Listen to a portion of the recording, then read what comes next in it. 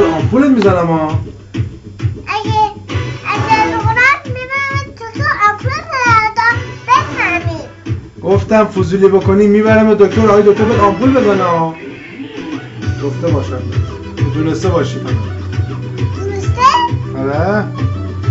تو برای اصل میگیری؟ اصل نمیگیره ازت، فقط بهت گفته باشم که دونسته باشی. میبرم دکتر آمپولت بزنه.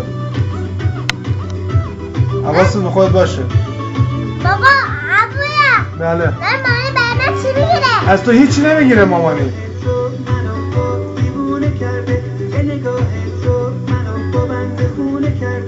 فقط بهت گفته باشم میبرمت اونجا آمپولت بزنم. برای من چی میگیری؟ حواست به خودت باشه. گفتم فضولی بکنی میبرم دکتر آمپولت بزنه.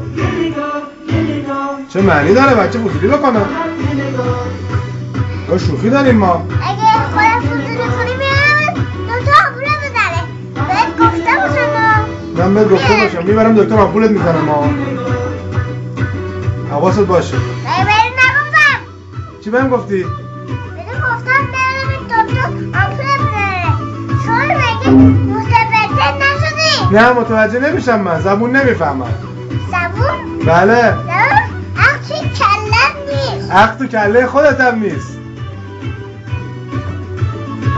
انگاری که عقل تو کلت نیست نه؟ عقل توی کلت نیست. میرم دکتر آمپول بزنه بهت گفته باشم. تو متوجه نمیشی من چی میگم بهت نه؟ خود متوجه نمیشم. تو متوجه نمیشی من چه صحبتی دارم باهات میکنم. چاقو چیزه دستت میبره. کی میبره دست تو؟ خودت. خوبه حالا بعد یه کاری بکنم بیفتی زمین؟ خدای نگرده میفتم زمین سرم بشکنه. خب میبریم دکتر میگیم یه آمپول بزنه تو اینجا. اینجا؟ بله. چیه؟